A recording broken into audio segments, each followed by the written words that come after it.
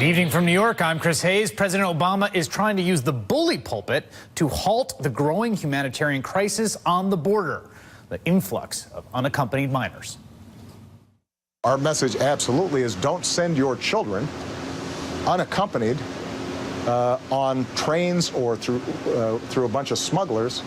We don't even know how many of these kids don't make it and may have been waylaid into sex trafficking or killed because they fell off a train. We have no way of tracking that.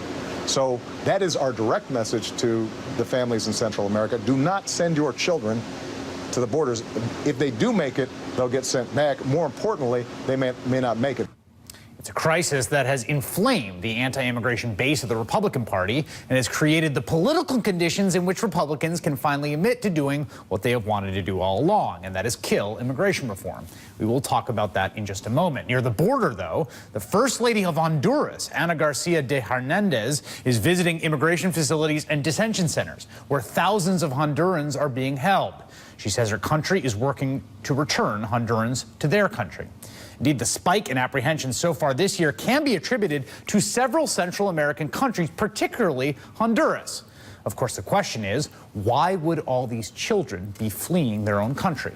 Well, here's a chart that helps explain it. This is New York City's murder rate in 2012, 5 murders per 100,000 people.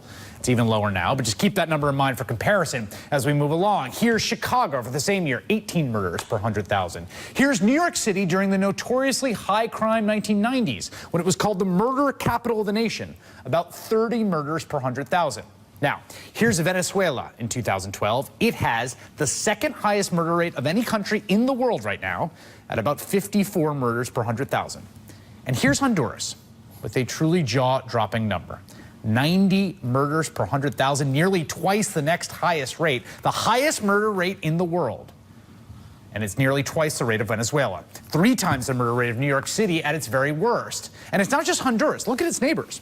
4 of the 5 countries with the highest murder rates in the world are in Central America, clustered next to each other. Honduras, Belize, El Salvador, and Guatemala, according to United Nations data.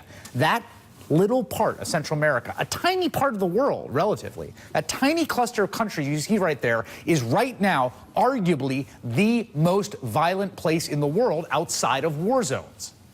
That fact has a lot to do with why those kids are showing up at the border. Things are so dangerous and unstable in that part of the world right now. Parents are putting their children in the care of smugglers who will take their children on trains or trucks or however they can across the very long stretch of Mexico as stateless people throughout, all the way to the U.S. Border Patrol agents who they are often flagging willingly to turn themselves over. Joining me now to explain the source of this is Bob Ortega. He's senior reporter for the Arizona Republic. And Bob, what is driving those murder rates in those countries such that it's producing this effect of unaccompanied minors being sent up to the U.S.? Well, primarily it's 2 gangs. There's a gang known as Mara Salvatrucha and a gang known as Calle 18 that have been very active, especially in Honduras and El Salvador. And those gangs, although this has been something that's been going on for quite a while, have really, there's been a spike in violence in the last 6 months in particular, and it's been building up actually over the last 2 or 3 years. The other thing is it's a change in the type of violence. They used to mostly target each other. Now they're targeting children. They're extorting parents. They have been recruiting children at a very young age, and if children will not take part, then they will murder them. There was an incident fairly recently in Honduras in which Mara Salvatrucha gang members killed 5 children between 12 and 5 years old and then cut their bodies into pieces and dumped them in San Pedro Sula, the 2nd largest city in Honduras, as a message to families who would not allow their children to take part in gang activities.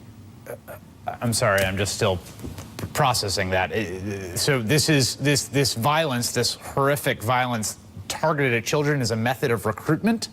Well, no, it's a method of telling families that you don't oppose the gangs. Right. So there's 2 things that are going on here. One is that there's a lot of extortion, there's a lot of murder.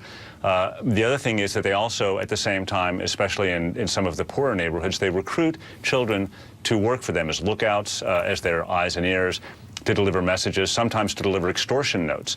And if children decline to participate, or to make drug deliveries as well, for example, if children decline to participate, or if their parents refuse to let them participate, they can be murdered. Is there, it seems from the map and from the coverage I've been reading, this is a cross-border problem. It's clustered in these regions, but it crosses the borders of these different countries. Is that right?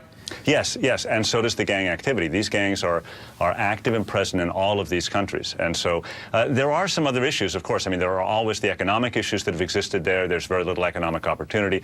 So it's not as though every single migrant is fleeing the gang, right. The gang activity. But the majority of the children, that is the reason that more of them cite than anything else as to why they're fleeing. And how is the coverage of this in those countries? I'm very curious if it's getting a lot of attention there. Yeah, it is. Now, I just came back from spending some time reporting in Guatemala and El Salvador, and I also, of course, spoke with a lot of people who have been coming through from Honduras. And there's a couple of things in my monitoring of the news there. It's really clear that over the last couple of weeks, just as it's become a big issue here, it's become a big news issue there, and they have been very aggressively covering this and really delivering the message that the U.S. government would want them to deliver, which is there is no free ride. Right. And you will be deported. Bob Ortega, if you get up there. Bob Ortega from the Arizona Republic, who's been doing fantastic reporting on this. Thank you.